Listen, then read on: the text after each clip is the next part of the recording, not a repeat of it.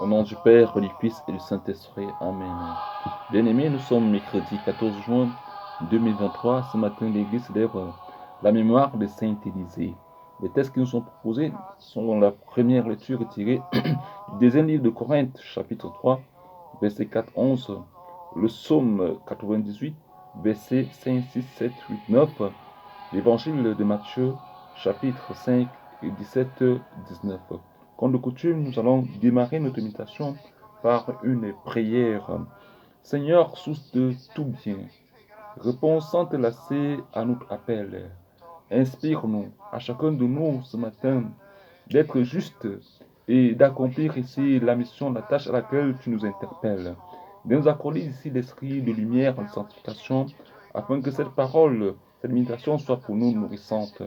Ainsi donc nous te prions, toi qui vis et qui règnes dans les siècles des siècles. Amen.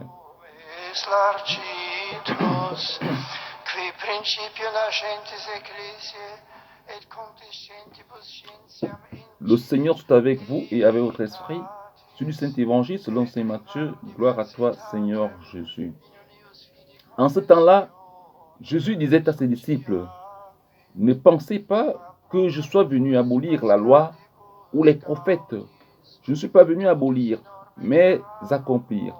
Amen, je vous le dis, avant que le ciel et la terre disparaissent, pas un seul iota, pas un seul trait ne disparaîtra de la loi jusqu'à ce que tout se réalise. Donc celui qui rejettera un seul de ces plus petits commandements et qui enseignera aux hommes à faire ainsi sera déclaré le plus petit dans le royaume des cieux. Mais celui qui les observera et les enseignera, cela sera déclaré grand dans le royaume des cieux.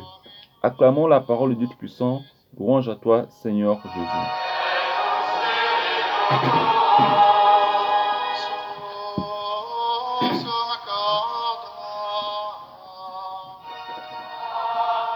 Bien-aimés dans le Seigneur, la paix du Christ soit avec vous et avec votre esprit. Ce matin, nous nous retrouvons ici pour notre café spirituel, notre méditation spirituelle de ce jour du 14 juin 2023. Les textes tels que nous avons dit sont du livre de Corinthiens et des évangiles de Matthieu.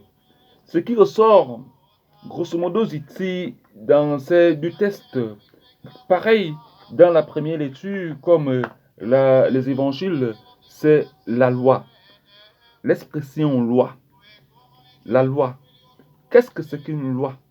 Je crois que la loi, c'est une institution pour cadrer les uns et les autres ou la société, la remettre sur le droit chemin. C'est en quelque sorte là la définition ici de la loi. Ici, dans la première lecture qui est de Corinthiens, ici, la loi, elle demeure. Mais la loi ne doit pas être au-dessus de l'esprit. C'est-à-dire que l'esprit qui est l'Esprit Saint.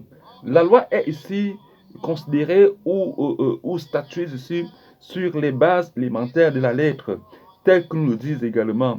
Oui, mais alors que nous surpassions la loi ou que nous soyons au-dessus de la loi, nous ne pouvions pas l'être. Mais c'est l'esprit qui peut être au-dessus de la loi. L'esprit qui est l'esprit de Dieu. Parce que c'est Dieu qui institue les lois et non les hommes qui instituent les lois. Mais Dieu inspire les hommes. C'est-à-dire que Dieu inspire les hommes ou les hommes s'inspirent par la grâce de l'Esprit Saint pour instituer les lois, pour recadrer ici la société. Et au jour d'aujourd'hui, la société vit en fonction des lois, les familles vivent en fonction des lois, également même les milieux professionnels ou autres, tout ça, en fonction des lois, des statuts internes, des règlements intérieurs, et même dans nos familles, au jour d'aujourd'hui, même dans l'église, les lois sont instituées.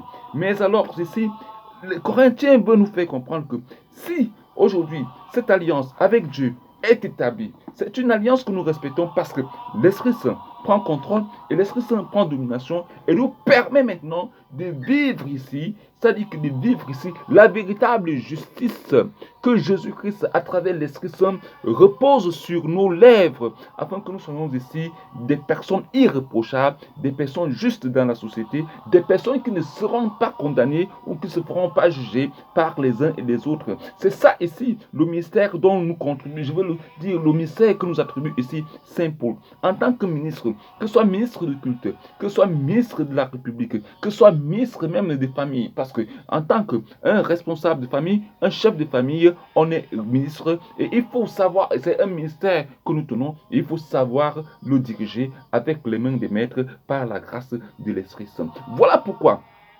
à la suite de la méditation du livre de Matthieu ici, Jésus dit à ses disciples, je ne suis non pas venu abolir la loi, mais je suis venu plutôt pour que la loi puisse s'accomplir. Je ne suis pas aussi venu abolir les prophètes. Donc ce que les prophètes ont écrit, ce que les prophètes ont dit, je ne suis pas venu ici pour abolir ou pour mettre de ces en doute, mais pour que ceci soit accompli. Ça veut dire que chaque fois que les prophètes, chaque fois que les hommes de Dieu nous parlent, nous devions ouvrir grandement les oreilles, parce que ce qui les vient je veux dire, du fond du cœur ne découle pas de leur être personnel, mais découle ici de l'ambiance qui est celle de l'Esprit Saint, du contrôle qui est de l'Esprit Saint et la domination qui est de l'Esprit Saint. Et c'est ça que nous devions donc prendre et tenir compte, parce que Jésus dit, je ne suis pas venu ici abolir la loi et aussi les prophètes.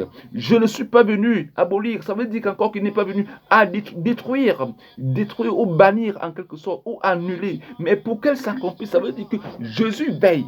Il veille et il veillera pour toujours à ce que c'est loi. Et voilà pourquoi nous parlons ici des décalogues, c'est-à-dire que les 10 commandements qui ont été institués par Moïse, je veux dire institués par Dieu à travers Moïse, parce que Moïse reçoit les décalogues, les 10 commandements ici au mont Sinaï à travers le buisson du feu ardent. Et c'est là que Dieu parle ici à Moïse. Dieu parle ici à Moïse. Dieu lui remet ces 2 tables sur lesquelles étaient inscrits les 10 commandements. Et Jésus le dit encore, que ceci soit respecté. Que ceci soit respecté. Que ceci soit respecté, accepté, et vivre et pratiquer.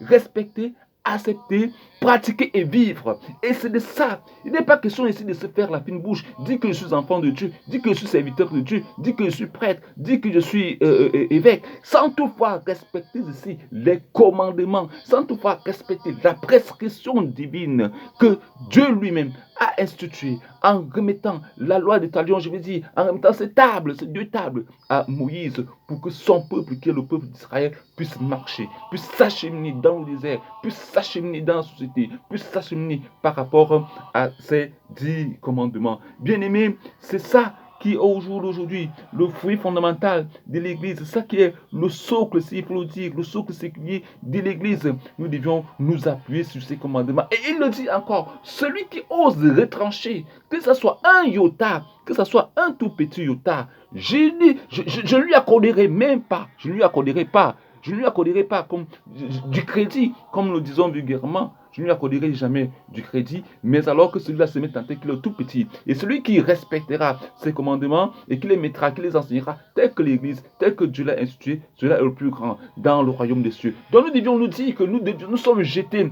s'il faut le dire, nous devions nous jeter dans l'évangélisation, c'est-à-dire enseigner ceux qui vivent dans les ténèbres, ceux qui perdent le désespoir, ceux qui sont égarés, les ramener dans la bergerie. C'est tout simplement